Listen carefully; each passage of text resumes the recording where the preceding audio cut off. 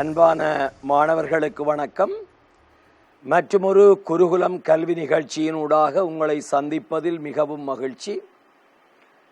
வணிகக் கல்வி பாடம் தொடர்பான விடயங்களை நாங்கள் கடந்த பல வாரங்களாக இந்த ஆண்டு பரீட்சை எழுத இருக்கும் மாணவர்களை இலக்காக வைத்து நாங்கள் இந்த நிகழ்ச்சியினூடாக பார்த்து கொண்டிருக்கிறோம். பிள்ளைகள், இன்றைய தினம் கடந்த நிகழ்ச்சியினுடைய தொடர்ச்சியாக நிதி முகாமைத்துவம் சம்பந்தமான விடயங்களை நாங்கள் தொடர்ந்து பார்க்க இருக்கிறோம்.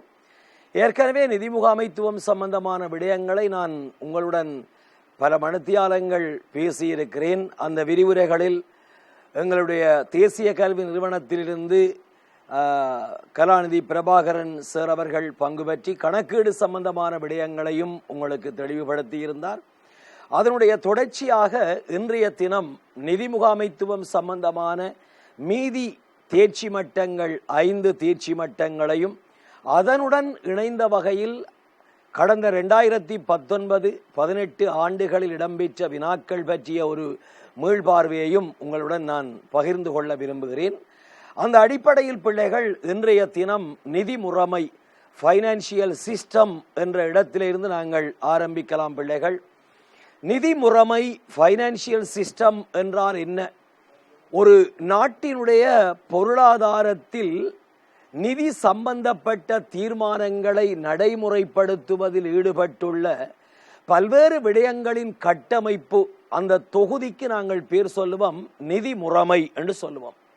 ஃபைனான்சியல் சிஸ்டம் என்ற சொல் பயன்படுத்தப்படும் ஒரு நாட்டினுடைய அல்லது இலங்கையினுடைய பொருளாதாரத்தில் நிதி சம்பந்தமான தீர்மானங்களை நடைமுறைப்படுத்துவதில் ஈடுபட்டிருக்கக்கூடிய பல்வேறுபட்ட விடயங்களின் பல்வேறுபட்ட அம்சங்களின் தொகுதி.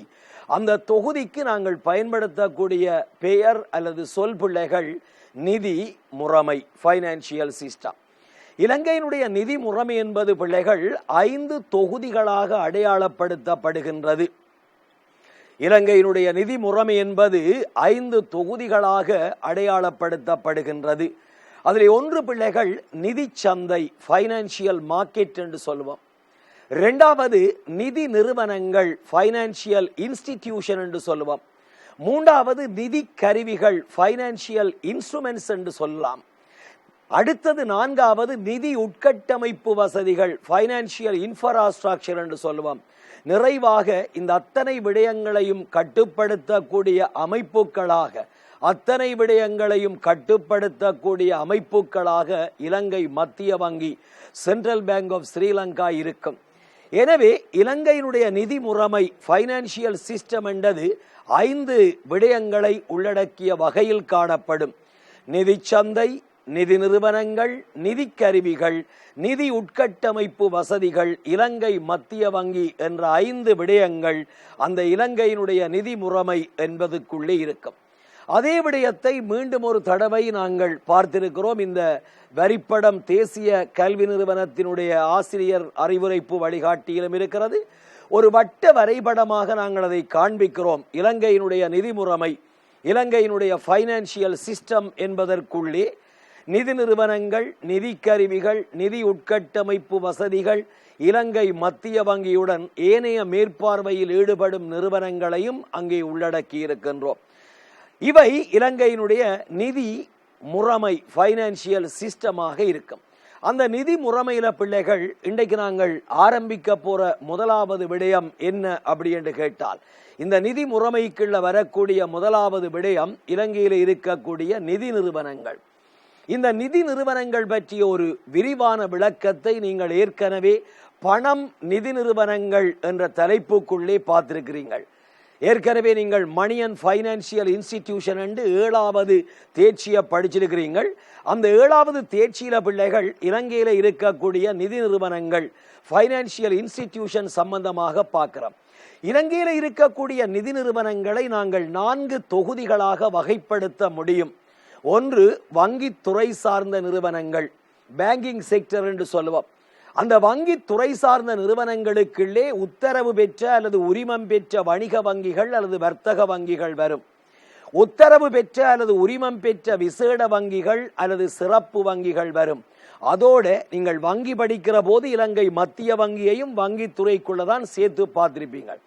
அது இங்க தனிமைப்படுத்தப்பட்டு இலங்கையின் நிதி கட்டமைப்பை கட்டுப்படுத்துகின்ற நெறிப்படுத்துகின்ற நிதித்துறையினுடைய தலைமைச் செயலகமாக இலங்கை மத்திய வங்கி இருக்கின்ற காரணத்தினால் இங்கே வங்கித்துறைக்கு நாங்கள் 2 விடயங்களை மட்டும் பார்க்கிறோம். ஒன்று, உத்தரவு பெற்ற வணிக வங்கிகள், லைசன்ஸ் கொமர்ஷியல் பேங்க்ஸ் என்று சொல்லுவோம். இரண்டாவது, உத்தரவு பெற்ற விசேட அல்லது சிறப்பு வங்கிகள், லைசன்ஸ் ஸ்பெஷல் பேங்க் என்று சொல்லுவோம். இது முதலாவது வகை வங்கித்துறை. இரண்டாவது, வைப்புக்களை ஏற்றுக்கொள்ளும் ஏனைய நிதி நிறுவனங்கள். அந்த வைப்புக்களை ஏற்றுக்கொள்ளுகின்ற ஏனைய நிதி நிறுவனங்களுக்குள்ளே உத்தரவு பெற்ற நிதி கம்பெனிகள், லைசன்ஸ் ஃபைனான்ஸ் கம்பெனி என்று சொல்லுவோம். அதே போல கூட்டுறவு கிராமிய வங்கிகள், கோஆபரேட்டிவ் ரூரல் பேங்க் என்று சொல்லுவோம்.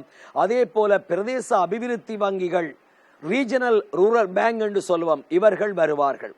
அடுத்தது விசேட நிதி நிறுவனங்கள் என்பதற்கு கீழே குத்தகை கம்பெனிகள், பங்குத்தரகு கம்பெனிகள், முயற்சி மூலதன கம்பெனிகள், நம்பிக்கை அலகுகள், ஒப்புறுதி அளிக்கக்கூடிய நிறுவனங்கள், வழங்கும் இல்லங்கள், கடன் தரப்படுத்தும் நிறுவனங்கள், இவை விசேட நிதி நிறுவனங்களாக கருதப்படும். அடுத்தது ஒப்பந்த சேமிப்பு நிறுவனங்கள்.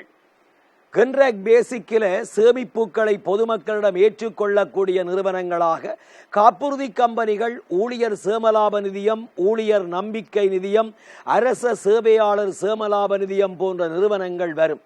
எனவே நிதி நிறுவனங்கள் என்பது 4 தொகுதிகளாக வகைப்படுத்தப்படுகின்றது. ஒன்று, வங்கித்துறை சார்ந்த நிறுவனங்கள், வைப்புக்களை ஏற்றுக்கொள்ளும் ஏனைய நிறுவனங்கள். ஏன் வைப்புக்களை ஏற்றுக்கொள்ளும் ஏனைய நிதி நிறுவனங்கள் என்று சொல்றோம் என்றால், ஏற்கனவே இருக்கிற வணிக வங்கிகளும் சிறப்பு விசேட வங்கிகளும் வைப்புக்களை ஏற்றுக்கொள்வார்கள். அந்த சிறப்பு வங்கிகளை பார்த்தால் சேமிப்பு வங்கிகள், அபிவிருத்தி வங்கிகள் வரும். ஆகையினாலே அவர்களும் வைப்புக்களை ஏற்றுக்கொள்கின்ற காரணத்தால் ஏனைய வைப்புக்களை ஏற்றுக்கொள்ளும் கிராமிய வங்கிகள், உத்தரவு பெற்ற நிதி கம்பெனிகளை வைப்புக்களை ஏற்றுக்கொள்ளும் ஏனைய நிதி நிறுவனங்கள் என்ற வகைப்படுத்தலுக்குள்ள கொண்டு வரோம். எனவே 4 வகையான நிதி நிறுவனங்களை வகைப்படுத்தி இருக்கிறோம். நிதி நிறுவனங்களின் வகைகள்: 1 வங்கித்துறை, 2 வைப்புக்களை ஏற்றுக்கொள்ளும் ஏனைய நிதி நிறுவனங்கள், 3வது விசேட அல்லது சிறப்பு நிதி நிறுவனங்கள், 4வது ஒப்பந்த சேமிப்பு நிறுவனங்கள் என்ற வகைப்படுத்தலை பார்க்கிறோம். இது இலங்கையில் இருக்கக்கூடிய நிதி நிறுவனங்களாக இருக்கும். அடுத்ததாக நாங்கள் இலங்கையின் நிதி கட்டமைப்புக்குள்ளே பார்க்க வேண்டிய விடயம்பிள்ளைகள் நிதி கருவிகள்.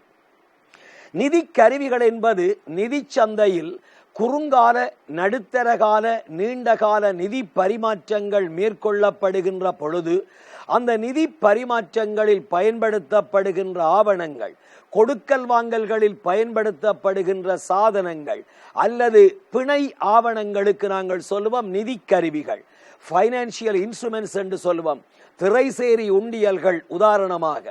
அரசாங்கம் தனக்கு தேவையான குறுங்கால நடைமுறை செலவுகளுக்கான நிதியத்தை பெற்றுக்கொள்வதற்காக வெளியீடு செய்யக்கூடிய குறுங்கால கடன் பத்திரங்கள் திரைசேரி உண்டியல்களாக வரும். 3 மாதம் தொடக்கம் ஓராண்டு வரையான முதிர்வை கொண்டவையாக காணப்படும்.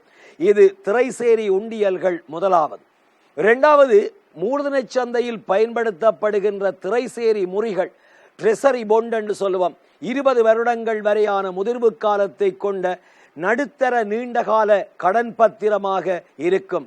அரசாங்கம் தனக்கு தேவையான நீண்டகால நிதியத்தை பெறுவதற்காக மத்திய வங்கியின் பொது படுகடன் திணைக்களத்தின் ஊடாக வெளியீடு செய்யக்கூடிய கடன் பத்திரங்கள் திரைசேரி முறிகளாக காணப்படும். இந்த திரைசேரி முறிகளுக்கான சந்தை திரைசேரி முறிகள் சந்தை. இது ஒரு மூலதன சந்தையாக கருதப்படும். அதே போல பொது கம்பெனிகளின் சாதாரண பங்குகள், ஆர்டினரி ஷேர்ஸ் என்று சொல்லுவோம். அது வாக்குரிமையற்ற பங்குகளும் இருக்கும், வாக்குரிமையற்ற பங்குகளும் இருக்கும். சாதாரண பங்குகளைப் போல முன்னுரிமை பங்குகள், பிரிஃபரன்ஸ் ஷேர்ஸ் என்று சொல்லுவோம். அதே போல வணிக பத்திரங்கள், கொமர்ஷியல் பேப்பர். இலங்கையின் முன்னணி பகிரங்க கம்பெனிகள் தங்களுக்கு தேவையான குறுங்கால நிதியத்தை பெற்றுக்கொள்வதற்கான ஆவணங்கள் வணிக பத்திரங்கள், கொமர்ஷியல் பேப்பர். வைப்பு சான்றிதழ்கள், டிபாசிட் சர்டிபிகேட். கம்பெனிகளின் தொகுதி கடன்கள், கூட்டிணைந்த பிணைகள், கோர்ப்பரேட் பொண்ட் என்று சொல்லுவோம் அல்லது டிபென்ச்சர் என்று சொல்லுவோம். இவையெல்லாம் நிதி சந்தையில், அதாவது பணச்சந்தையிலும் மூலதன சந்தையிலும் பயன்படுத்தப்படுகின்ற கருவிகள் நிதி கருவிகளாக காணப்படும். திரைசேரி உண்டியல்கள், அதே போல குறுங்கால வணிக பத்திரங்கள் பணச்சந்தை கருவிகளாகவும், திரைசேரி முறிகள், சாதாரண பங்குகள், முன்னுரிமை பங்குகள், தொகுதிக்கடன் பத்திரங்கள் மூலதன சந்தையின் கருவிகளாகவும் காணப்படும். இவை நிதி கருவிகள் என்றழைக்கப்படும். மூன்றாவதாக நீங்கள் நிதி உட்கட்டமைப்பு, நிதி சந்தை சம்பந்தமான விடயங்களை பார்க்கலாம். நீங்கள் இலங்கையினுடைய நிதி முறைமை பற்றி பார்த்து கொண்டிருக்கிறீர்கள். அந்த நிதி முறைமையில முதலாவது நீங்கள் பார்த்தது நிதி நிறுவனங்கள். இரண்டாவதாக நீங்கள் பார்த்து கொண்ட விடயம் நிதி கருவிகள், நிதி சாதனங்கள், பணச்சந்தை மூலதன சந்தையில் பயன்படுத்தப்படும் கருவிகள். மூன்றாவதாக நீங்கள் பார்க்க போறது நிதி சந்தை, ஃபைனான்சியல் மார்க்கெட் என்று சொல்லுவோம். நிதி சந்தை என்பது குறுங்கால, நடுத்தர கால, நீண்ட கால நிதி கொடுக்கல் வாங்கல்கள், கடன் கொடுக்கல் வாங்கல்கள், குறுங்கால, நடுத்தர கால, நீண்ட கால முதிர்வுத்தன்மை கொண்ட ஆவணங்களின் பரிமாற்றங்கள் மேற்கொள்ளப்படுகின்ற பௌதீக நிலைமைக்கு நாங்கள் சொல்லுவோம் நிதி சந்தை, ஃபைனான்சியல் மார்க்கெட் என்று சொல்லுவோம். அந்த நிதி சந்தையை காலத்தின் அடிப்படையில் இரண்டாக பிரிக்கலாம் பிள்ளைகள். ஒன்று பணச்சந்தை, மணி மார்க்கெட் என்று சொல்லுவோம். அடுத்தது மூலதன சந்தை, கேபிட்டல் மார்க்கெட் என்று சொல்லுவோம். இலங்கையினுடைய பணச்சந்தையை நீங்கள் பார்த்தீங்கள் என்றால் அங்கே 4 உபசந்தைகள், 4 கூறுகள், வகைகள், பிரிவுகள் காணப்படும். வங்கிகளுக்கு இடையிலான அழைப்பு கடன் சந்தை 1, திரைசேரி உண்டியல்களுக்கான சந்தை 2, அக அந்நிய செலாவணி சந்தை 3, வணிக பத்திர சந்தை 4. இந்த 4 சந்தைகளும் குறுங்கால நிதி சந்தை, அதாவது பணச்சந்தையாக கருதப்படும். மூலதன சந்தை என்பது நடுத்தர நீண்டகால நிதி சந்தை. ஓராண்டுக்கு மேற்பட்ட நிதி பரிமாற்றங்கள், ஓராண்டுக்கு மேற்பட்ட முதிர்வு கொண்ட ஆவணங்களின் கொள்வனவு விற்பனைகள் மேற்கொள்ளப்படுகின்ற பௌதீக நிலைமை மூலதன சந்தையாக, கேபிட்டல் மார்க்கெட்டாக கருதப்படும். அந்த மூலதன சந்தைக்குள்ள பிள்ளைகள் திரைசேரி முறிகள், ட்ரெஸரி பொண்ட் என்று சொல்லுவோம், தொகுதிக்கடன் பத்திர சந்தை, பங்கு சந்தை, ஷேர் மார்க்கெட், அது பிரைமரி மார்க்கெட்டா இருக்கலாம், செகண்டரி மார்க்கெட்டா இருக்கலாம், முதலாந்தரை சந்தையாக இருக்கலாம், இரண்டாந்தரை சந்தையாக இருக்கலாம். எனவே கேபிட்டல் மார்க்கெட் மூலதன சந்தைக்குள்ள வரக்கூடிய நிறுவனங்கள், பிரிவுகள், கூறுகள், திரைசேரி முறிகள் சந்தை, ட்ரெஸரி பொண்ட் மார்க்கெட் என்று சொல்லுவோம். கம்பெனி தொகுதிக்கடன் பத்திரங்களுக்கான சந்தை, அது டிபென்ச்சர் மார்க்கெட் என்று சொல்லுவோம், அல்லது கூட்டிணைந்த பிணைகளுக்கான சந்தை, அதே போல பங்கு சந்தை, ஷேர் மார்க்கெட் என்று சொல்லுவோம். எனவே இலங்கையினுடைய நிதி சந்தை, ஃபைனான்சியல் மார்க்கெட் என்பது இந்த மாதிரியான கூறுகளை தனக்குள்ளே கொண்டதாக காணப்படும். அடுத்தா போல நீங்கள் பார்க்க போறது நிதி முறைமையின் 3வது 4வது விடயம் நிதி உட்கட்டமைப்பு வசதிகள். இலங்கையினுடைய நிதி சந்தைக்குள்ள இருக்கக்கூடிய கொடுக்கல் வாங்கல்களை இலகுபடுத்துறதுக்காக, நிதி சந்தையில் இருக்கக்கூடிய ஆவண பரிமாற்றங்கள், நிதி சந்தையில இருக்கக்கூடிய ஆவணங்களின் கொள்வனவு விற்பனைகள், பணக்கொடுக்கல் வாங்கல்களை வினைத்திறன் மிக்கதாக்குவதற்காக அறிமுகப்படுத்தப்படுகின்ற வசதிகள், மத்திய வங்கியால் அறிமுகப்படுத்தப்பட்ட இலத்திரனியல் முறையிலான கொடுப்பனவு மற்றும் தீர்ப்பனவு முறைகளுக்கு நாங்கள் சொல்லுவோம் நிதி உட்கட்டமைப்பு வசதிகள், ஃபைனான்சியல் இன்ஃப்ராஸ்ட்ரக்சர் என்று சொல்லுவோம். சாதாரணமாக உட்கட்டமைப்பு என்பது ஒரு கைத்தொழிலை, ஒரு வணிக முயற்சிகளை ஆரம்பிப்பதற்கான அடிப்படை வசதிகள் தான் உட்கட்டமைப்புகள். அதுல வன் உட்கட்டமைப்புகளும் வரும், மின் உட்கட்டமைப்புகளும் வரும். துறைமுகங்கள், விமான நிலையங்கள், நீர்வளங்கள், மின்சாரம், பாதை அபிவிருத்திகள், வடிகால் அமைப்புகள், இந்த மாதிரியான விடயங்களை வன் உட்கட்டமைப்புகள் என்று சொல்லுவோம். வங்கி சேவைகள், காப்புறுதி சேவைகள், அந்த மாதிரியான வசதிகளை மின் உட்கட்டமைப்பு, அது வேறு ஒன்று. கைத்தொழிலோட சம்பந்தப்படுத்தி நீங்கள் 1ஆம் அலகிலேயோ அல்லது முயற்சி ஆண்மையிலேயோ படிச்சிருப்பீங்கள். இங்க வரக்கூடியது நிதி உட்கட்டமைப்புகள், ஃபைனான்சியல் இன்ஃப்ராஸ்ட்ரக்சர் என்று சொல்லுவோம். அதாவது இந்த நிதி சந்தையில், பணச்சந்தையிலும் மூலதன சந்தையிலும் நிதி ஆவணங்கள் சம்பந்தமான கொடுக்கல் வாங்கல்களை, பண பரிமாற்றங்களை, ஆவண பரிமாற்றங்களை வினைத்திறன் மிக்கதாக்குவதற்காக விரைவாக, காலதாமதமின்றி உடனடியாக மேற்கொள்ளக்கூடிய வகையிலும், கடதாசி வேலைகள், தேவையற்ற நடைமுறைகள், ஆவணப்படுத்தல்களை தவிர்ப்பதற்காகவும் அறிமுகப்படுத்தப்பட்டிருக்கின்ற முறைமைகள் தான் நிதி உட்கட்டமைப்பு வசதிகள், ஃபைனான்சியல் இன்ஃப்ராஸ்ட்ரக்சர் என்ற சொல்லாலே அழைக்கப்படும். அந்த நிதி உட்கட்டமைப்பு வசதிகளாக எவை கருதப்படும்? ஒன்று சமகால அல்லது மெய்நேர அல்லது அதே நேர மொத்த தீர்ப்பனவு முறைமை, real time cross settlement system RTGS என்று சொல்லுவோம். இரண்டாவது பத்திரங்களற்ற பிணைகள் தீர்ப்பனவு முறைமை, ஆவணங்களற்ற பிணைகள் தீர்ப்பனவு முறை 4S என்று சொல்லுவோம். ஸ்கிரிப்ட்லெஸ் செக்யூரிட்டி செட்டில்மெண்ட் சிஸ்டம் என்று சொல்லுவோம். மூன்றாவது காசோலை பிரதிபிம்ப தீர்ப்பனவு முறைமை, செக் இமேஜிங் கிளியரிங் சிஸ்டம் அப்படி என்று சொல்லுவோம். அடுத்தது உலகளாவிய வங்கிகளுக்கிடையிலான தொலைத்தொடர்பு சங்கம், உலகளாவிய வங்கிகளுக்கிடையிலான தொலைத்தொடர்பு சங்கம், society for world wide interbank financial telecommunication என்று சொல்லுவோம். இவையெல்லாம் இலங்கையிலே நிதிச்சந்தை தொடர்பான செயல்பாடுகளை, நிதிச்சந்தை ஆவணங்கள் பத்திரங்களினுடைய பரிமாற்றங்களை இலகுபடுத்துவதற்காக, வினைத்திறன் மிக்கதாக்குவதற்காக மேற்கொள்ளப்பட்ட இலத்திரனியல் செயல் திட்டங்களாக இருக்கும். மத்திய வங்கியால் அறிமுகப்படுத்தப்பட்ட இலத்திரனியல் முறைமைகளாக காணப்படும். அதில் இந்த முதலாவது முறைக்கு நாங்கள் வந்தமென்றால் சற்று விளக்கங்களை சொல்கிறேன்.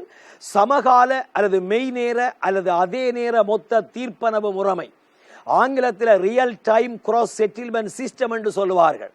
குறிப்பாக திரைசேரி உண்டியல்களுக்கான முதலாந்தர சந்தையில், ட்ரெசரி பில்லுக்கான பிரைமரி மார்க்கெட்டில் இலங்கை மத்திய வங்கிக்கும் முதல் தர வணிகர்கள் பிரைம் டீலர்ஸுக்கும் இடையில ஒன்லைன் மூலமாக வர்த்தகம், ஆவண பரிமாற்றம், இலத்திரனியல் பிணைப்பத்திர வியாபாரம் மேற்கொள்ளப்படும்.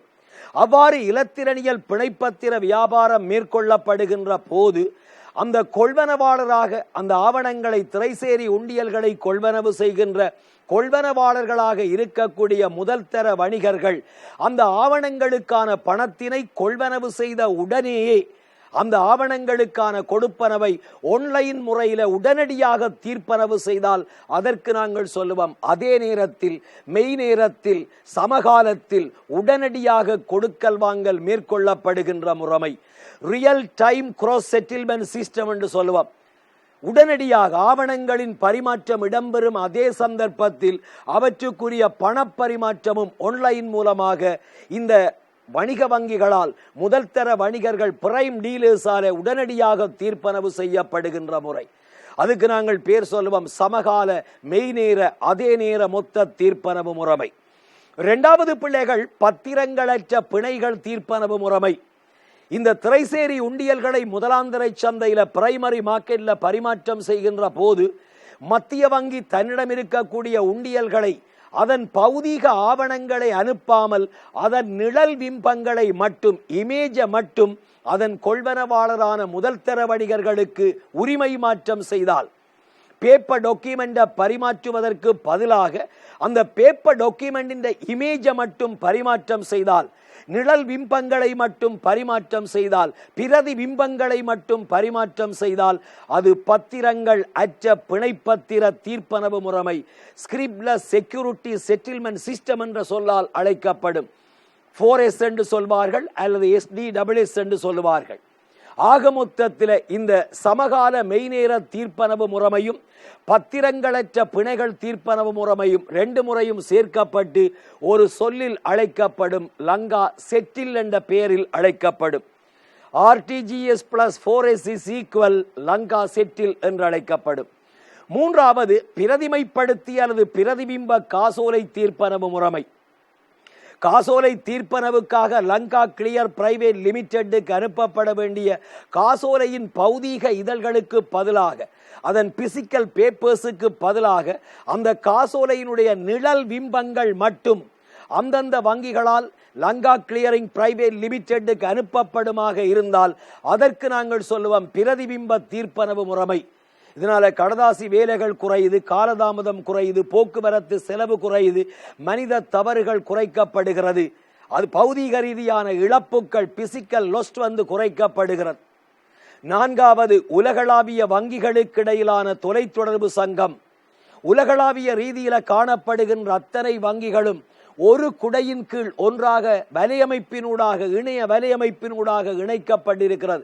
அதற்கான நிறுவனம் தான் ஸ்விஃப்ட் என்று அழைக்கப்படும் society for world wide interbank financial telecommunication. உலகளாவிய வங்கிகளுக்கு இடையிலான நிதியியல் தொலைத்தொடர்பு சங்கம் என்று சொல்லுவோம். எனவே இலங்கையினுடைய நிதி சந்தையில் பயன்படுத்தப்படுகின்ற நிதி கருவிகள், நிதி ஆவணங்களின் கொடுக்கல் வாங்கல்களை இலகுபடுத்துவதற்காக, கொடுக்கல் வாங்கல்களை வினைத்திறன் மிக்கதாக மாற்றி அமைப்பதற்காக அறிமுகப்படுத்தப்பட்ட பல்வேறுபட்ட இலத்திரனியல் வசதிகள் மத்திய வங்கியால் வணிக வங்கிகளின் செயல்பாடுகளை, முதல் தர வணிகர்களின் செயல்பாடுகளை, இலங்கையின் நிதி முறைமையின் செயல்பாடுகளை இலகுபடுத்துவதற்காக, ஆற்றல் மிக்கதாக்குவதற்காக அறிமுகப்படுத்தப்பட்ட செயல் திட்டங்கள் தான் நிதி உட்கட்டமைப்பு வசதிகள், ஃபைனான்சியல் இன்ஃப்ராஸ்ட்ரக்சர் என்று சொல்லுவோம். அடுத்தது நீங்கள் பார்க்க போறது இலங்கையினுடைய நிதி சந்தை. இதுவரைக்கும் நீங்கள் பார்த்திருக்கிறீங்க பிள்ளைகள், இலங்கையில இருக்கக்கூடிய நிதி முறைமையின் கூறுகள். இலங்கையில இருக்கக்கூடிய நிதி முறைமையினுடைய கூறுகளை நீங்கள் பார்த்திருக்கிறீர்கள். 1 நிதி நிறுவனங்கள், 2 நிதி கருவிகள், 3 நிதி சந்தை, 4 நிதி உட்கட்டமைப்பு வசதிகள், ஃபைனான்சியல் இன்ஃப்ராஸ்ட்ரக்சர். இந்த மாதிரி நீங்கள் பார்த்திருக்கிறீர்கள். நிதி நிறுவனங்கள், நிதி சந்தை, நிதி கருவிகள், நிதி உட்கட்டமைப்பு வசதிகள், இவ்வாறு இலங்கையில இருக்கக்கூடிய நிதி சார்ந்த கட்டமைப்பு ஃபைனான்சியல் ஸ்ட்ரக்சரை நீங்கள் பார்த்திருக்கிறீர்கள். அந்த ஃபைனான்சியல் ஸ்ட்ரக்சர்ல நீங்கள் பார்க்க போற முதலாவது விடயம் இலங்கையினுடைய நிதி சந்தை. நிதி சந்தை என்றால் என்ன? குறுங்கால, நடுத்தரகால, நீண்டகால நிதி பரிமாற்றங்கள். சந்தை என்பது கொள்வனவாளரும் விற்பனவாளரும் சந்திக்கக்கூடிய பௌதீக நிலைமை. அது பிசிக்கலி நேருக்கு நேர சந்திச்சு பேரம் பேசலாம், அல்லது தொலைத்தொடர்பு சாதனங்கள் மூலமாக கொள்வனவாளர் விற்பனவாளர் வேறு வேறு இடங்களில் இருந்து கொண்டு அந்த கொடுக்கல் வாங்கல்களை செய்யலாம். அதைத்தான் நீங்கள் ஆன்லைன் மார்க்கெட், இ காமர்ஸ், இ ட்ரேடிங், போஸ்டல் ட்ரேட் என்றெல்லாம் பார்க்கிறீங்க. எனவே அதே போலத்தான் இங்கேயும் சந்தை என்பது கொள்வனவாளரும் விற்பனவாளரும் சந்திக்கக்கூடிய பௌதீக நிலைமை. இங்க யார் கொள்வனவாளர்கள், யார் விற்பனையாளர்கள்? நிதி கருவிகளை வாங்கக்கூடியவர்கள் கொள்வனவாளர்கள், நிதி கருவிகளை விற்பனை செய்யக்கூடியவர்கள் விற்பனையாளர்கள். அல்லது நிதி பரிமாற்றங்கள், கடன்களாக இருக்கலாம், முற்பணங்களாக இருக்கலாம், இவற்றை கொடுக்கல் வாங்கல் செய்யக்கூடியவர்களும் இங்கே வருவார்கள். ஒரு முயற்சியாளர் தனக்கு தேவையான கடன் வசதியை, நிதியத்தை ஒரு வணிக வங்கியிடம் பெறுகின்ற போது அங்கே ஒரு நிதி சந்தை உருவாக்கப்படும். ஒரு முதலீட்டாளன் பங்குகள் தொகுதிக்கடன் வணிக பத்திரத்தை வாங்கும் போது பங்கு தொகுதிக்கடனுக்கான சந்தை மூலதன சந்தையாகவும், வணிக பத்திரத்துக்கான சந்தை பணச்சந்தையாகவும் வரும். ஒரு முதலீட்டாளன் அரசாங்க ஆவணமான திரைசேரி உண்டியலை கொள்வனவு செய்யும் போது அங்கே ஒரு பணச்சந்தை உருவாகும். திரைசேரி உண்டியலை வாங்கினவன் மற்றொருவருக்கு கைமாற்றம் செய்கின்ற போது அங்கே ஒரு பணச்சந்தை உருவாகும். திரைசேரி முறிகளை முதலீட்டாளர் கொள்வனவு செய்யும் போது அங்கே ஒரு மூலதன சந்தை உருவாக்கப்படும். எனவே நிதி சந்தை என்பது பணச்சந்தை, மூலதன சந்தை என்ற 2 பிரிவுகளை உள்ளடக்கியது. Money market and capital market ரெண்டும் சேருகின்ற போது தட் இஸ் ஃபைனான்சியல் மார்க்கெட் என்று சொல்லுவோம். எனவே நிதி சந்தை என்பது குறுகிய கால, ஓராண்டுக்குட்பட்ட, நடுத்தர கால, நீண்ட கால, ஓராண்டுக்கு மேற்பட்ட நிதி கருவிகள், நிதி ஆவணங்கள், நிதி சொத்துக்கள், நிதி பரிமாற்றங்கள் மேற்கொள்ளப்படுகின்ற பௌதீக நிலைமை, பிசிக்கல் என்வையார்மெண்ட், அதுக்கு நாங்கள் சொல்லுவோம் நிதி சந்தை. பிள்ளைகள், இலங்கையினுடைய நிதி சந்தை என்பது 2 பிரிவுகளாக பிரிக்கப்படுகின்றது. ஒன்று பிள்ளைகள் பணச்சந்தை, மணி மார்க்கெட். 2வது மூலதன சந்தை, கேபிட்டல் மார்க்கெட் என்று சொல்லுவோம். முதல்ல நாங்கள் பார்க்க போறது பிள்ளைகள், பணச்சந்தை என்றால் என்ன, மணி மார்க்கெட் என்றால் என்ன. பணச்சந்தை என்பது 1 வருடத்திற்கு உட்பட்ட குறுங்கால தன்மை வாய்ந்த பணப்பரிமாற்றங்களிலும், குறுங்கால முதிர்வு கொண்ட ஆவணங்களின் பரிமாற்றம், ஆவணங்களின் கொள்வனவு விற்பனையிலும் ஈடுபடக்கூடிய நிறுவனங்களையும் தனிப்பட்ட நபர்களையும் உள்ளடக்கிய சந்தை அமைப்பு பணச்சந்தையாக வரும். எனவே பணச்சந்தை என்பது ஓராண்டுக்குட்பட்ட நிதி சந்தை, ஓராண்டுக்குட்பட்ட பணப்பரிமாற்றங்கள், ஓராண்டுக்குட்பட்ட ஆவண பரிமாற்றங்கள் மேற்கொள்ளப்படுகின்ற பௌதீக நிலைமை, பிசிக்கல் என்வையார்மெண்ட்டுக்கு நாங்கள் சொல்லுவோம் பணச்சந்தை. ஏற்கனவே நான் சொன்ன விடயம், பணச்சந்தையை நாங்கள் வகைப்படுத்துகின்றோம். இலங்கையினுடைய பணச்சந்தை என்பது 4 கூறுகளை, 4 உபசந்தைகளை, 4 பிரிவுகளை தனக்குள்ளே கொண்டதாக இருக்கும். முதலாவது பிள்ளைகள் அழைப்பு கடன் சந்தை, கோல் மார்க்கெட் என்று சொல்லுவோம். 2வது திரைசேரி உண்டியலுக்கான சந்தை, ட்ரெசரி பில் மார்க்கெட் என்று சொல்லுவோம். 3வது அக அந்நிய செலாவணி சந்தை, இன்டர்னல் ஃபாரின் கரன்சி மார்க்கெட் என்று சொல்லுவோம். 4வது வணிக பத்திரங்களுக்கான சந்தை, கொமர்ஷியல் பேப்பர் மார்க்கெட் என்று சொல்லுவோம். எனவே இலங்கையினுடைய பணச்சந்தை என்பது 4 கூறுகளை கொண்ட வகையில் காணப்படும். அதுல முதலாவது சந்தைக்கு வாரம் பிள்ளைகள் வங்கிகளுக்கிடையிலான அழைப்பு கடன் சந்தை, அழைப்பு கடன் சந்தை என்று கூட சுருக்கமாக சொல்வார்கள். கோல் மார்க்கெட் அல்லது கோல் கிரெடிட் மார்க்கெட் என்று சொல்லுவோம். இலங்கையில இருக்கக்கூடிய ஒரு வணிக வங்கி குறுங்கால திரவ பற்றாக்குறையில் காணப்படுகின்றது. இன்னும் ஒரு வணிக வங்கி குறுங்கால திரவ மிகையில் காணப்படுகின்றது. உங்களுக்கு விளங்கக்கூடிய மொழியில சொன்னால், ஒரு வங்கியிடம் பண இருப்புக்கள் அதிகமாக இருக்கிறது, இன்னொரு வங்கியிடம் பண பற்றாக்குறை அதிகமாக இருக்கிறது. எனவே பண மிகை கொண்ட வங்கி பண பற்றாக்குறை உள்ள வங்கிக்கு நிதியத்தை கொடுத்தால் அந்த ரெண்டு வங்கிகளுக்கிடையில் ஒரு நிதி பரிமாற்றம் மேற்கொள்ளப்படுகின்ற போது அங்கே ஒரு சந்தை உருவாக்கப்படும். அது வங்கிகளுக்கிடையிலான சந்தை. அதற்கு அழைப்பு கடன் சந்தை என்று ஏன் பெயர் கொடுக்கிறோம் என்றால், இந்த சந்தையினுடைய முதிர்ச்சி காலம் 1 நாள் தொடக்கம் 7 நாள், மேக்சிமம் 1 வாரம். கடனை நிதியத்தை கொடுத்த வங்கி அந்த 7 நாட்களுக்குள்ளே எப்போது கேட்டாலும் நிதியத்தை பெற்ற வங்கி அதை திருப்பி கொடுக்க வேண்டும். எனவே மிக மிக குறுங்கால முதிர்ச்சி கொண்ட சந்தை என்பதால் அழைப்பு கடன் சந்தை, கோல் மார்க்கெட் என்ற சொல் பயன்படுத்தப்படும். இந்த அழைப்பு கடன் சந்தையில் கடனை கொடுத்த வங்கி கடனை பெற்ற வங்கியிடம் ஒரு வட்டி பெறும். அதற்குரிய பெயர் அழைப்பு கடன் வீதம் என்று அழைக்கப்படும். இந்த அழைப்பு கடன் வீதம் எவ்வாறு இருக்க வேண்டும் என்றால், வட்டி வீத செல் வழி இன்ட்ரெஸ்ட் ரேட் கொரிடோர், அந்த வட்டி வீத செல் இடைவெளிக்குள்ளே அசைய வேணும். வட்டி வீத செல் இடைவெளி என்றால் என்ன? வைப்பு சேவை வீதம் கீழெல்லையாகவும் நிலையான கடன் சேவை வீதம் மேலெல்லையாகவும் இருக்க, அந்த ரெண்டுக்கும் இடையில் தான் அழைப்பு கடன் பணச்சந்தை வட்டி வீதம் அசைய வேணும் என்பது வட்டி வீத செல் இடைவெளி, இன்ட்ரெஸ்ட் ரேட் கொரிடோர் என்று அழைக்கப்படும். எனவே வங்கிகளுக்கு இடையிலான அழைப்பு கடன் சந்தைக்கும் மத்திய வங்கியினுடைய வட்டி வீதங்கள், கொள்கை வட்டி வீதங்களுக்கும் இடையில் ஒரு தொடர்பு இருக்கிறது. மத்திய வங்கியினுடைய கொள்கை வட்டி வீதங்களை 3ஆக நீங்கள் அறியலாம். ஒன்று வங்கி வீதம் அல்லது வட்டி வீதம், இரண்டாவது நிலையான வைப்பு சேவைகள் வீதம் SDFR, இரண்டாவது நிலையான கடன் சேவைகள் வீதம் SLFR. அந்த SDFRக்கும் SLFRக்கும் இடைப்பட்ட ஒரு அசைவாகத்தான் கோல் மார்க்கெட் ரேட் காணப்பட வேணும். எனவே வங்கிகளுக்கு இடையிலான அழைப்பு கடன் சந்தை என்பது குறுங்கால திரவ மிகையில் காணப்படுகின்ற ஒரு வங்கி, குறுங்கால திரவ பற்றாக்குறையில் காணப்படுகின்ற ஒரு வங்கிக்கு மிகவும் 1 வாரங்கள் வரையான முதிர்வு கொண்ட குறுங்கால நிதியங்களை பரிமாற்றுகின்ற போது அந்த வங்கிகளுக்கிடையே உருவாகக்கூடிய சந்தை அமைப்பு அழைப்பு கடன் சந்தை என்று அழைக்கப்படும். இது முதலாவது பணச்சந்தையாக இருக்கும் பிள்ளைகள். இரண்டாவது சந்தைக்கு நாங்கள் போனோம் என்றால் திரைசேரி உண்டியல்களுக்கான சந்தை. ஆங்கிலத்தில் ட்ரெஸரி பில் மார்க்கெட் என்ற சொல் பயன்படுத்தப்படும். திரைசேரி உண்டியல்களுக்கான சந்தை.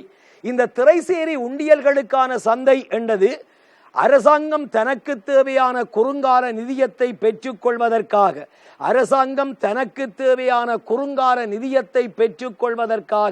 வெளியீடு செய்யக்கூடிய குறுங்கால கடன் பத்திரங்கள், மிக குறுங்கால கடன் பத்திரங்கள் திரைசேரி உண்டியல்கள் என்று அழைக்கப்படும்.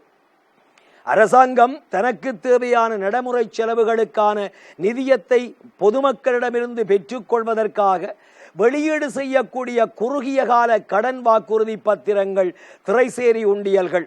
இது திரைசேரி உண்டியல் சட்டத்தின்படி மத்திய வங்கியின் பொது படுகடன் திணைக்களத்தினால் வெளியீடு செய்யப்படும். 3 மாதம் 6 மாதம் 12 மாதங்கள் முதிர்வு கொண்ட ஆவணமும் 1000 ரூபாய் இழிவு பெறுமானமும் அதன் மடங்கு பெறுமானமும் கொண்டதாக காணப்படும். இந்த திரைசேரி உண்டியல்களை விற்பனை செய்வோரும் கொள்வனவு செய்வோரும் சந்திக்கக்கூடிய பௌதீக நிலைமைக்கு நாங்கள் சொல்லுவோம் திரைசேரி உண்டியலுக்கான சந்தை. இந்த திரைசேரி உண்டியல்களுக்கான சந்தை பல வகைப்படுத்தப்படும். முதலாந்தர சந்தை, ஒரு மத்திய வங்கியின் பொதுப்படுகடன் திணைக்களம் புதிய உண்டியல்களை நேரடியாக முதல் தர வணிகர்களுக்கு விற்பனை செய்கின்ற போது உருவாகக்கூடிய சந்தை அமைப்பு முதலாந்தர சந்தை என்று அழைக்கப்படும். இன்னும் ஒன்று இரண்டாந்தரை சந்தை, செகண்டரி மார்க்கெட் என்று சொல்லுவோம். முதலாந்தரை சந்தையில் உண்டியல்களை கொள்வனவு செய்த முதல் தர வணிகர்கள் என்பது சில வணிக வங்கிகள், சில நிதி கம்பெனிகள் மத்திய வங்கியால் உண்டியல் கொடுக்கல் வாங்கலுக்காக நியமிக்கப்பட்டிருக்கிறார்கள். அவர்கள்தான் முதல் தர வணிகர்கள். அந்த முதல் தர வணிகர்கள் ஏற்கனவே தாங்கள் மத்திய வங்கியிடமிருந்து கொள்வனவு செய்த உண்டியல்களை இன்னும் ஒருவருக்கு விற்பனை செய்கின்ற போது, நிறுவனங்கள் தனிப்பட்டவர்களுக்கு விற்பனை செய்கின்ற போது அது இரண்டாம் தர சந்தை என்று அழைக்கப்படும்.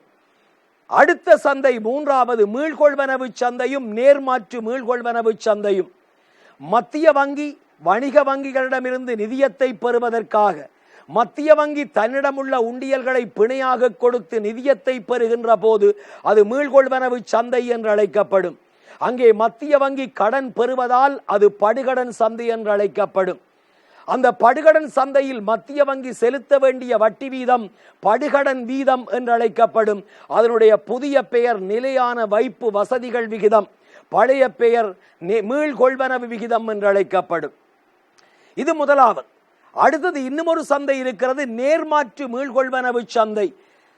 முதல் தர வணிகர்கள் வணிக வங்கிகள் தம்மிடம் இருக்கக்கூடிய திரைசேரி உண்டியல்களை அல்லது அரசாங்கத்தினுடைய பிணைப்பத்திரங்களை மீள்கொள்வனவு உத்தரவாதத்துடன் மத்திய வங்கியிடம் கொடுத்து நிதியத்தை பெறுகின்ற போது, இங்கே நிதியத்தை பெறுவது வணிக வங்கிகள், நிதியத்தை கொடுப்பது மத்திய வங்கி. எனவே இந்த சந்தைக்கு பெயர் கொடுகடன் சந்தை. நிதியத்தை வணிக வங்கிகள் பெறுகின்ற போது அங்கே உருவாக்கப்படுவது நேர்மாற்று மீள்கொள்வனவு சந்தை. இந்த சந்தையில் மத்திய வங்கி கடன் கொடுக்கிறார். எனவே அறவிடப்படும் வட்டி வீதம் கொடுகடன் வீதம் அல்லது பழைய பெயர் நேர்மாற்று மீள்கொள்வனவு வீதம் அல்லது புதிய பெயர் நிலையான கடன் சேவைகள் விகிதம், ஸ்டாண்டர்ட் லெண்டிங் ஃபெசிலிட்டி ரேட் என்று சொல்லுவோம். நிலையான வைப்பு வசதிகள் விகிதம், நிலையான கடன் வசதிகள் விகிதம், SDFR SLFR என்ற பெயரில் பழைய மீள்கொள்வனவு வீதமும் நேர்மாற்று மீள்கொள்வனவு வீதமும் அழைக்கப்படும். எனவே திரைசேரி உண்டியல்களுக்கான சந்தை என்பது நாளாக நாங்கள் பார்த்திருக்கிறோம். ஒன்று முதலாம் தர சந்தை, இரண்டாம் தர சந்தை, மீள்கொள்வனவு சந்தை, நேர்மாற்று மீள்கொள்வனவு சந்தை என்ற 4 வகைகளாக காணப்படும். திரைசேரி உண்டியல்களினுடைய சந்தைகள் அவ்வாறு வகைப்படுத்தப்படும். அடுத்தது நீங்கள் பார்க்கக்கூடியது உள்நாட்டு அல்லது அக அந்நிய செலாவணி சந்தை. இந்த உள்நாட்டு அல்லது அந்நிய செலாவணி சந்தை அல்லது அக அந்நிய செலாவணி சந்தை என்றால் என்ன? இலங்கையில் இருக்கக்கூடிய உள்நாட்டு வணிக வங்கிகள், இலங்கையில் இருக்கக்கூடிய உள்நாட்டு வணிக வங்கிகள் தங்களுக்கு தேவையான வங்கி கொடுக்கல் வாங்கல்களை, அந்நிய நாணய கொடுக்கல் வாங்கல்களை மேற்கொள்ளுகின்ற பொழுது, அதாவது இலங்கையில் இருக்கக்கூடிய உள்நாட்டு வணிக வங்கிகள் சர்வதேச ரீதியான வன் நாணயங்களின் அடிப்படையில், சர்வதேச ரீதியான வன் செலாவணிகளின் அடிப்படையில், அமெரிக்க dollar, sterling pound, Japan yen, euro, இந்த நாணயங்களின் அடிப்படையில் வைப்புக்களை ஏற்றுக்கொள்ளுதல், கடன்களை வழங்குதல், வங்கி செயல்பாடுகளில் ஈடுபடுகின்ற போது அந்த சந்தைக்கு நாங்கள் பெயர் சொல்லுவோம் உள்நாட்டு அல்லது அக அந்நிய செலாவணி சந்தை. இலங்கையின் அந்நிய செலாவணி கட்டுப்பாட்டு கொள்கைக்கு அமைவாக இலங்கையில் இருக்கக்கூடிய உள்நாட்டு வணிக வங்கிகளும் இலங்கையில் இருக்கக்கூடிய உள்நாட்டு வணிகர்களுக்கும் இடையில் அந்நிய நாணய கொடுக்கல் வாங்கல்கள் மேற்கொள்ளப்பட்டால் அந்த சந்தை அமைப்பு அந்நிய செலாவணி சந்தை, உள்நாட்டு அந்நிய செலாவணி சந்தை என்று அழைக்கப்படும். உதாரணமாக இந்த வதிவற்றோர் வெளிநாட்டு நாணய கணக்கு வைப்புக்களை ஏற்றல், வதிவுள்ளோர் அந்நிய செலாவணி வைப்புக்களை ஏற்றல், பிரஜை அல்லாதோருக்கான வெளிநாட்டு நாணய கணக்குகளை ஏற்றல், சர்வதேச நாணயத்தின் அடிப்படையில் நாணய கடிதம் வழங்குதல், சர்வதேச காசு கட்டளை வழங்குதல், சர்வதேச நாணய கொடுக்கல் வாங்கல் பரிமாற்றம் மேற்கொள்ளப்படுதல், இந்த அத்தனை நடவடிக்கைகளும் உள்நாட்டு வணிக வங்கிகளால் அரசாங்கத்தினுடைய அந்நிய செலாவணி கட்டுப்பாட்டு கொள்கைக்கு அமைவாக, ஃபாரின் எக்ஸ்சேஞ்ச் கண்ட்ரோலுக்கு அமைவாக வங்கிகளுக்கும் வணிகர்களுக்கும் இடையில் அந்நிய நாணய கொடுக்கல் வாங்கல் பரிமாற்றம் மேற்கொள்ளப்பட்டால் அதற்கு நாங்கள் சொல்லக்கூடிய பெயர் உள்நாட்டு அல்லது அக அந்நிய செலாவணி சந்தை என்று அழைக்கலாம். பணச்சந்தையினுடைய 4வது சந்தைக்கு வாரம் பிள்ளைகள் வணிக பத்திர சந்தை, ஆங்கிலத்தில் கொமர்ஷியல் பேப்பர் என்று சொல்லுவோம். வணிக பத்திரம் என்பது இலங்கையில பிள்ளைகள் முன்னணி பொது கம்பெனிகளான ஜான் கீல்ஸ், எய்ட்கின் ஸ்பென்ஸ் இந்த மாதிரியான கம்பெனிகளால் முதல் அறிமுகப்படுத்தப்பட்டு இன்று இருக்கக்கூடிய பல முன்னணி கம்பெனிகள் தங்களுக்கு தேவையான குறுங்கால நிதியத்தை பெற்றுக்கொள்வதற்காக இந்த வணிக பத்திரத்தை வெளியீடு செய்கின்றன. வணிக பத்திரம் என்பது இலங்கை என்ற முன்னணி பகிரங்க கம்பெனிகள் ஓராண்டுக்குட்பட்ட முதிர்வு காலத்தை கொண்டதாக ஒரு குறிப்பிட்ட வீத வட்டி வழங்கக்கூடிய வகையில் முதலீட்டாளர்களுக்கு, குறுங்கால முதலீட்டாளர்களுக்கு வழங்கப்படுகின்ற ஒரு ஆவணம் இந்த வணிக பத்திரம். இந்த வணிக பத்திர முதலீட்டாளருக்கான வட்டி கொடுப்பனவானது ஆவண கொள்வனவின் போதே முற்பணமாக வழங்கப்படும்.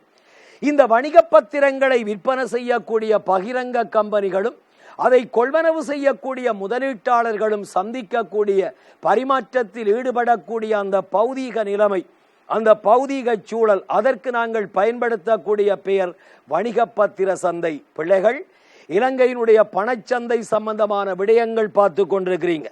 இலங்கை என்ற பணச்சந்தைக்குள்ள 4 உபசந்தைகள் காணப்படும்.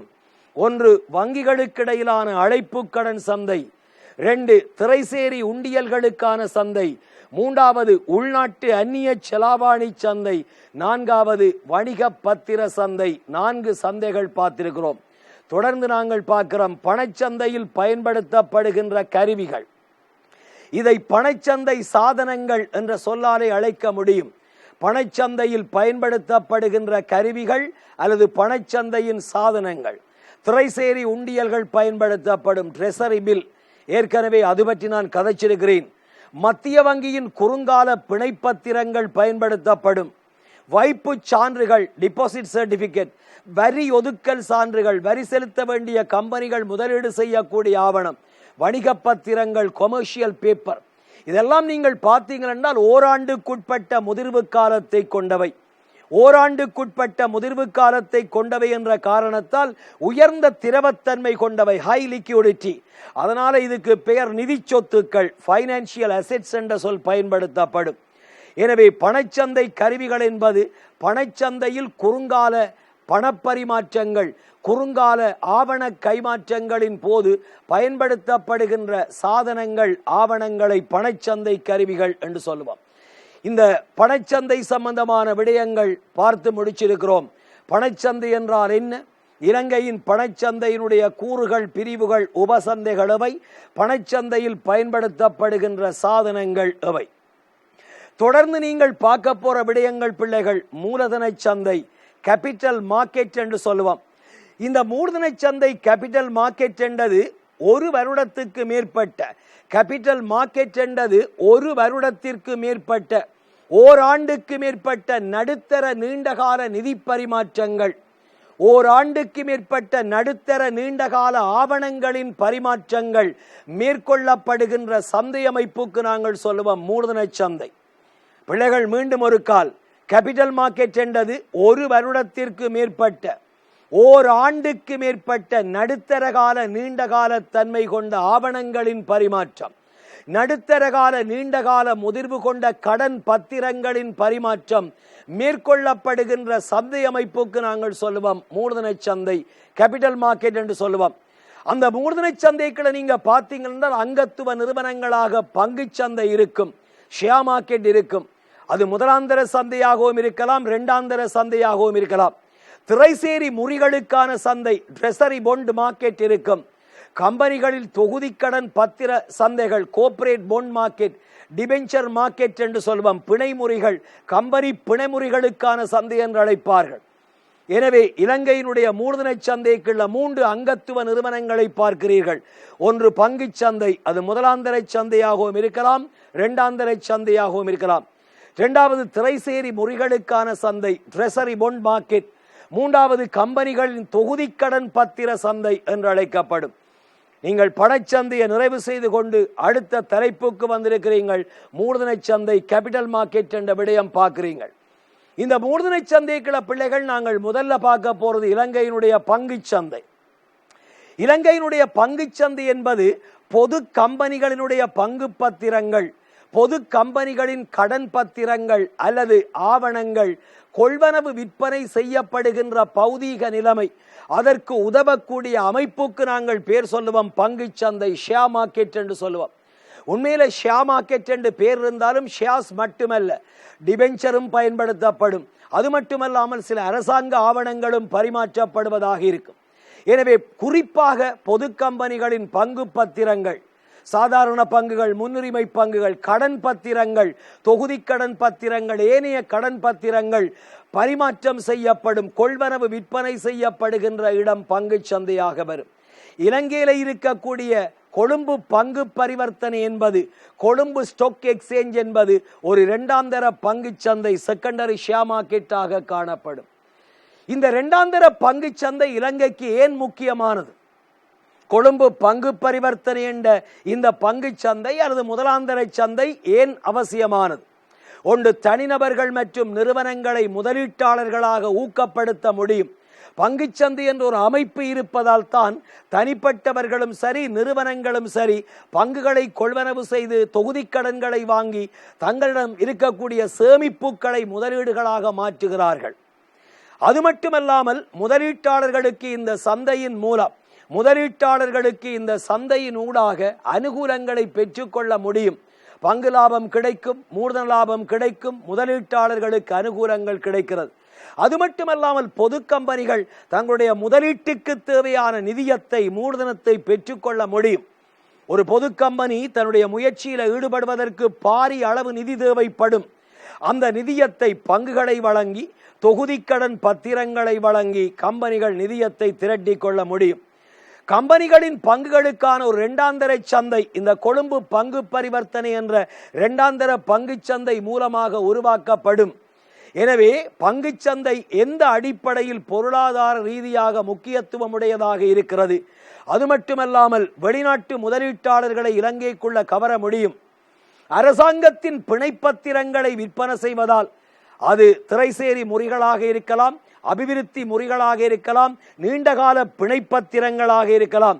அரசாங்கம் தன்னுடைய பிணைப்பத்திரங்களை விற்பனை செய்வதன் மூலம் அரசாங்கத்தின் நிகழ்ச்சி திட்டங்கள், வேலை திட்டங்கள், பொருளாதார அபிவிருத்தி செயல் திட்டங்களுக்கான நிதியை பெற்று அவற்றை மேற்கொள்ள முடியும். இந்த இரண்டாந்தர பங்குச்சந்தை என்ற கொழும்பு பங்குச்சந்தை காணப்படுவதன் மூலம் கம்பெனிகளின் பங்குகளுக்கான கேள்வி அதிகரிக்கும், கம்பெனிகளின் பங்குகளுக்கான விலை அதிகரிக்கும், கம்பெனிகளின் பங்குகளுக்கான பெருமானம் அதிகரிக்க கம்பெனியின் நன்மதிப்பும் பிரதிபிம்பமும், குட்வில் அண்ட் இமேஜ் அதிகரித்து செல்லும். எனவே ஒரு நாட்டின் பொருளாதார அபிவிருத்தியில் இந்த பங்குச்சந்தை என்பது மிக முக்கியமான இடம். சேமிப்புகள் முதலீடுகளாக மாற்றப்படுகின்ற தளம், முதலீட்டாளர்களுக்கு வருமானங்கள் கிடைக்கக்கூடிய இடம், அரசாங்கம் தன்னுடைய அபிவிருத்தி செயல் திட்டங்களுக்கான நிதியத்தை பெறக்கூடிய இடம், வணிக முயற்சியாளர்கள், கம்பெனிகள், முயற்சியாளர்கள் தங்களுக்குரிய நிதியத்தை பெறக்கூடிய இடம், தனிப்பட்டவர்கள் வீடு வாங்க, காணி வாங்க, வாகனம் வாங்க தேவையான நிதியத்தை பெறக்கூடிய தளம் இந்த நிதிச்சந்தை. அதுக்குள்ள பங்கு சந்தையும் உள்ளடக்கப்படுகின்றது. இந்த பங்கு சந்தையை நாங்கள் இரண்டா பிரிச்சு பார்க்கலாம் பிள்ளைகள். ஒன்று முதலாந்தர பங்கு சந்தை, பிரைமரி ஷேர் மார்க்கெட் என்று சொல்லுவோம். ஒரு பொது கம்பெனி தன்னிடம் இருக்கக்கூடிய பங்குகள் மற்றும் கடன் பத்திரங்களை நேரடியாக முதலீட்டாளர்களுக்கு நேரடியாக கம்பெனி விற்பனை செய்தால் அங்கே உருவாக்கப்படுகின்ற பௌதீக சூழல் முதலாந்தர சந்தை என்று அழைக்கப்படும். ஆரம்ப சந்தை, பிரைமரி மார்க்கெட் என்று சொல்லுவோம். இந்த ஆரம்ப சந்தையில், முதலாந்தர சந்தையில் ஆரம்ப பங்கு வழங்கல், IPO, இனிஷியல் பப்ளிக் ஆஃபர் என்ற நடவடிக்கையும், பருவகால பங்கு வழங்கல் SPO, சீசனல் பப்ளிக் ஆஃபர் என்ற அடிப்படையிலும் பங்குகள் விற்பனை செய்யலாம்.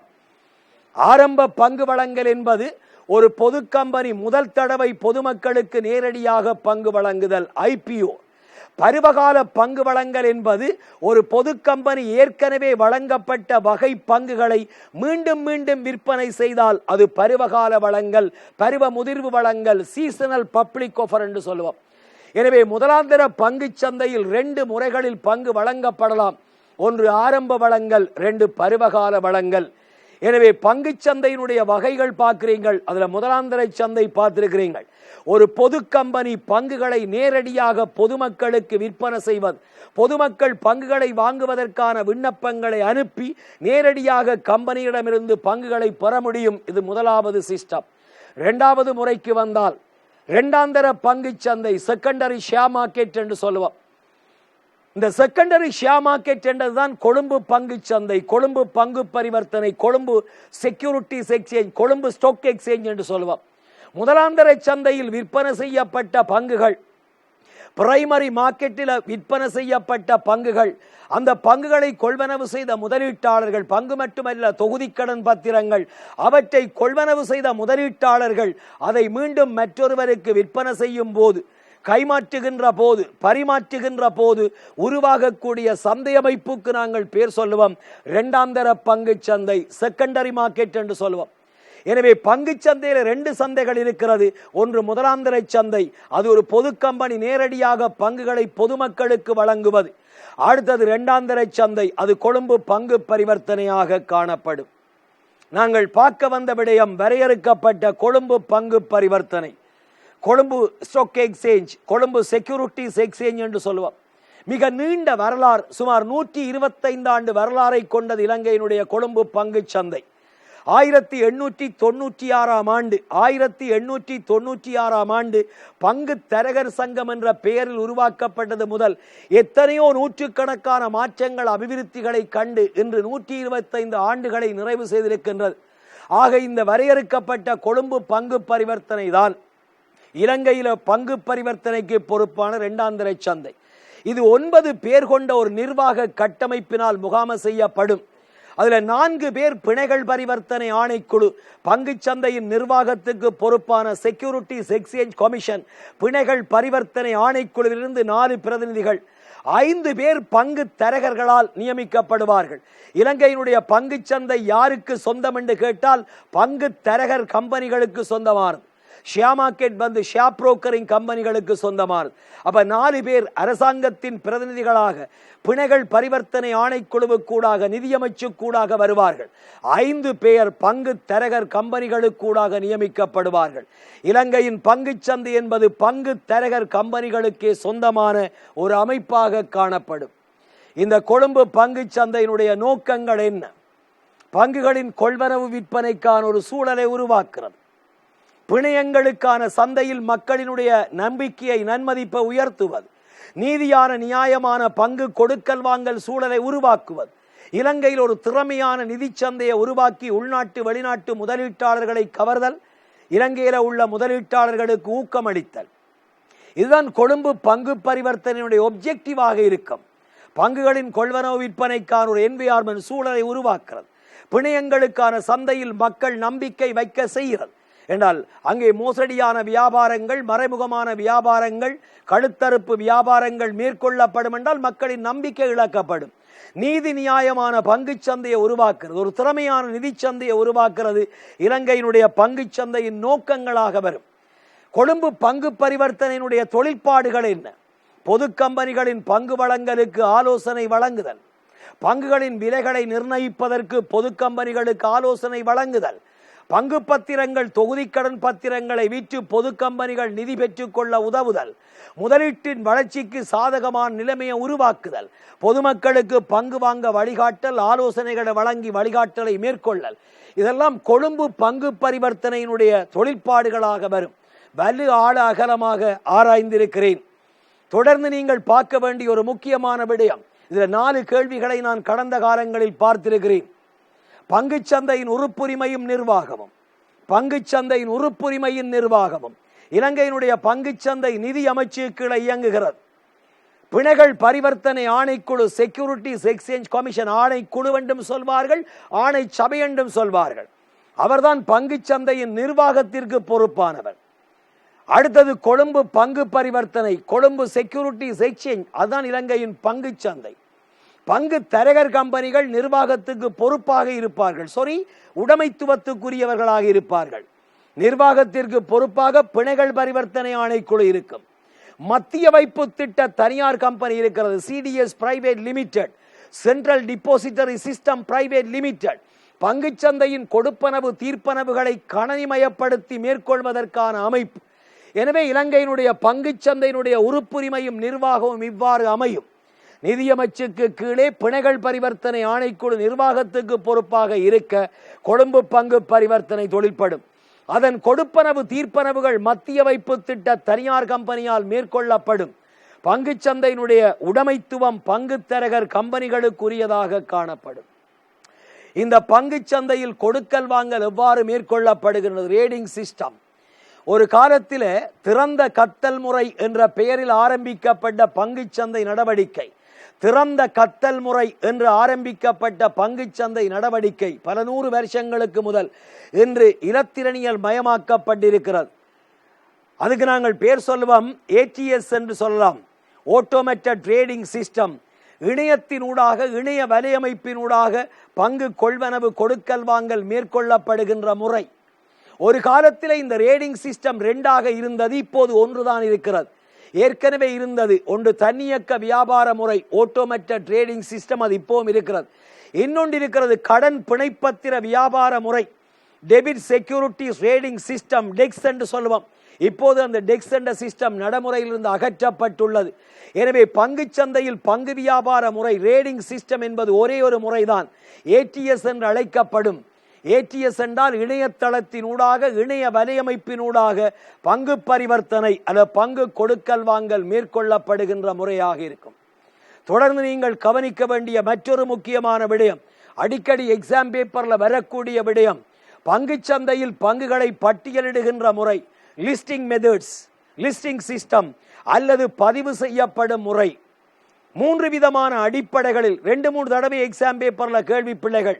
பங்கு சந்தையில் பங்குகளை பட்டியலிடுகின்ற முறை, ஒன்று அறிமுகப்படுத்தல், கிட்டத்தட்ட ஐபிஓ ஆரம்ப வழங்கல் போல இருக்கும். ஒரு பொது கம்பெனி முதல் தடவை பங்குகளை பங்கு சந்தையின் மூலம் வழங்குதல்.